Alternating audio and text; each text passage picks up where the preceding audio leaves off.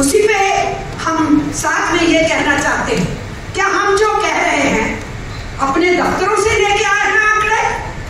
सरकार ने इस बार बजट पेश किया, बजट से एक दिन पहले सरकार का इकोनॉमिक सर्वे आता है, और ये सालों से ये परंपरा है। वो इकोनॉमिक सर्वे जो इस बार आया पार्लियामेंट में, खुद सरकार का इकोनॉमिक सर्वे क्या बोलता है कि 2017-18 में जो वेतन था मजदूर का 2023-24 में उससे कम हो गया। हम नहीं बोल रहे मिस्टर मोदी, तुम्हारा इकोनॉमिक सर्वे बोल रहा।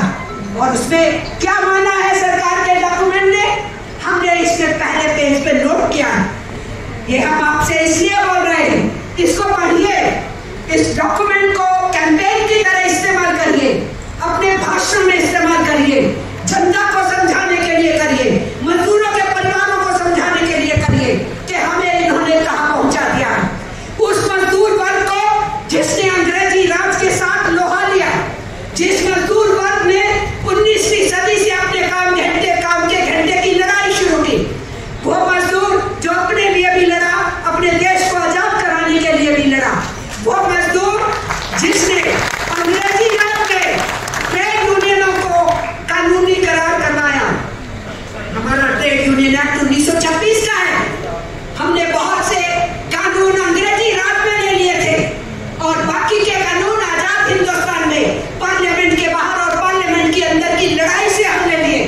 किसी ने भी हमें तस्करी में कुछ नहीं दिया, और इसलिए वो लड़ाइयां फर्स्ट प्राइम मिनिस्टर ऑनवर्ड भी ट्रेड यूनियंस लड़ती रही है और आस्ता आस्ता सरकारों से अपने हकों को हासिल करती रही है।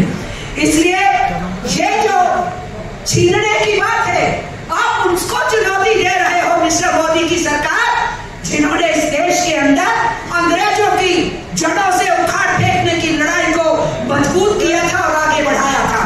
इसलिए हम चुनौती देने के लिए आए हैं इस कन्वेंशन के जरिए से अपने कामों को आगे बढ़ाने के लिए।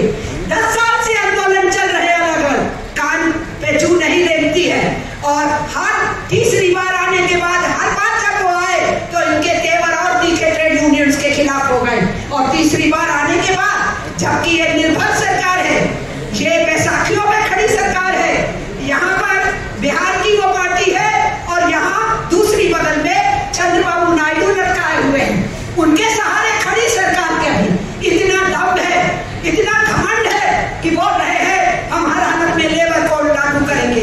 तो फिर हम भी तैयार हैं, बैसाखियों पे खड़े हो तो देखेंगे बैसाखियां उखड़ती है या नहीं। हम तो तुमको उखाड़ने के लिए अपनी तैयारी करेंगे, ये हम समझते हैं।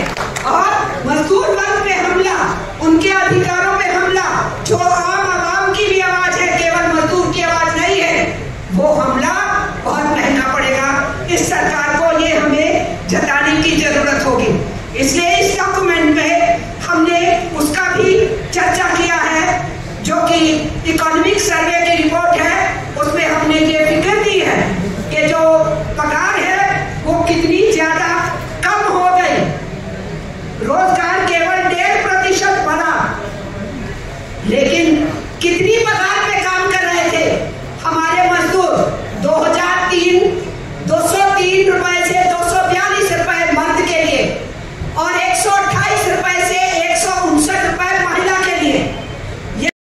हुए वो एक तरीका का लूट मार के प्रक्रिया चालू कर दिया है, जिसमें कोई नियम नहीं है, कोई लॉजिक नहीं है, सिर्फ मुट्ठी भर एक चेटिया पूंजीपतियों के लिए देश को, संपत्ति को लूटना है, मारना है।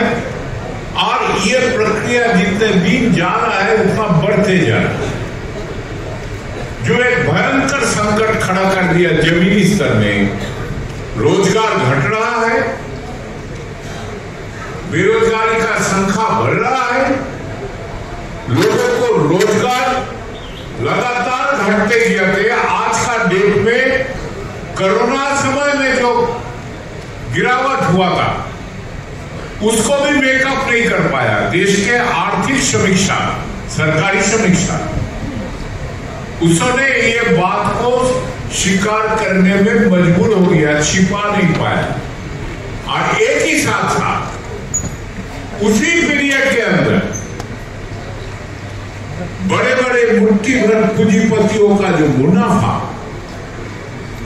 वो पिछले 15 साल से का रिकॉर्ड कायम किया, जो इतना ऊंचा हो गया, इतना ज्यादा कमाया। तो बेरोजगारी बढ़ रहा है, रोजगार वाले को रोजगार घट रहा है और मुनाफा बढ़ रहा है।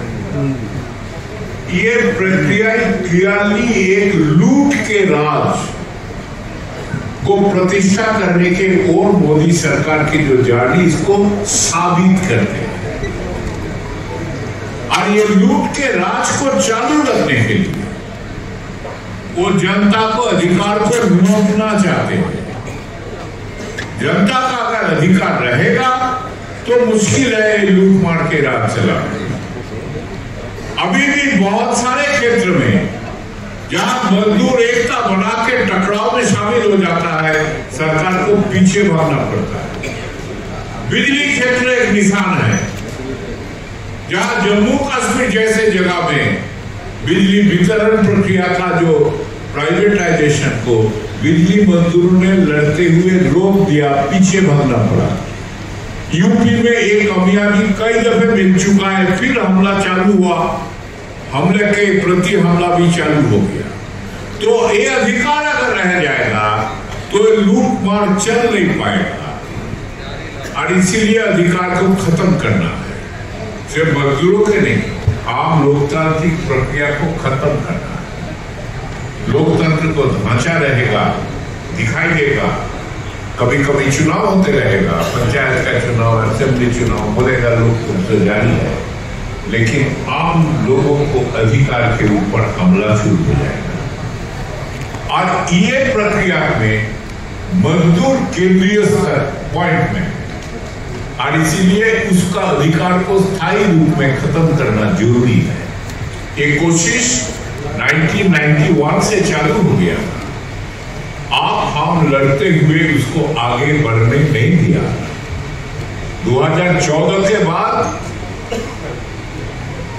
वो टोटल परिस्थिति को फायदा लेते हुए वो बदलने का कोशिश किया, और एक पर एक लेबर कोड उसका परिणति है, जिसका डिटेल सिद्धू जी ने बताया।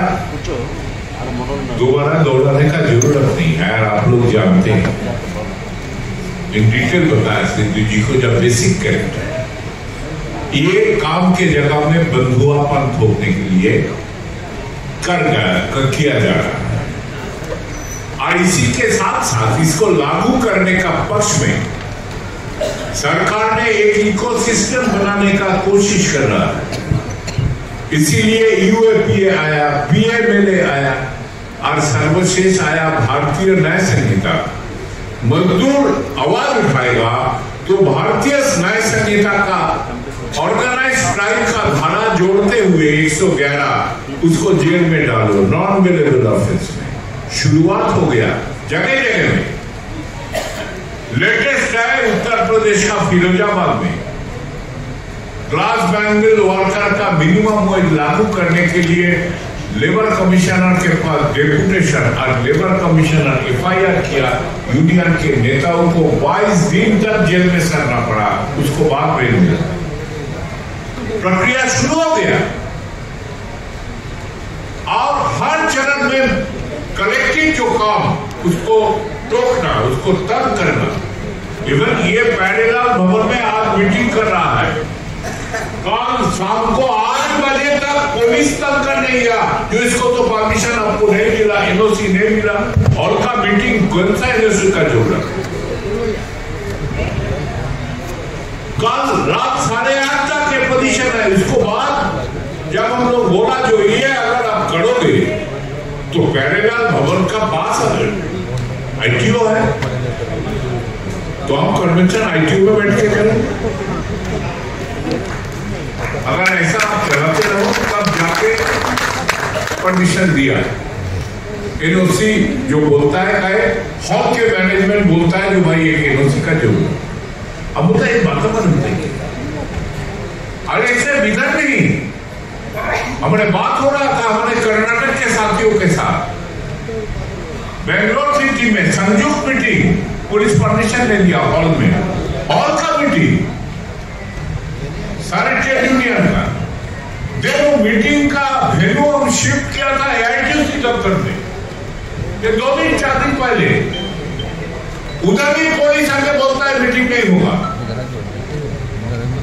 एक नए वातावरण बनाया जा रहा है, लेबर कोड को लागू करने का तैयारी, एक आतंक के द्वारा सारे सरकारी दफ्तरों में लीफलेट देना, ऑफिस के अंदर मीटिंग करना, काम के समय नहीं, लंच आवर में, उसका ऊपर भी पाबंदी जारी कर रहा है। छोटे छोटे मैनेजर लोग, बड़े नहीं, एक आतंक के वातावरण पैदा करने के रास्ता एक ही है। जो बदतमीजी कर रहा है आम जनता के साथ, उसको साथ अगर पेश होना है तो टकराना है, एकदम तमीज से इसको टकराया नहीं जा सकता।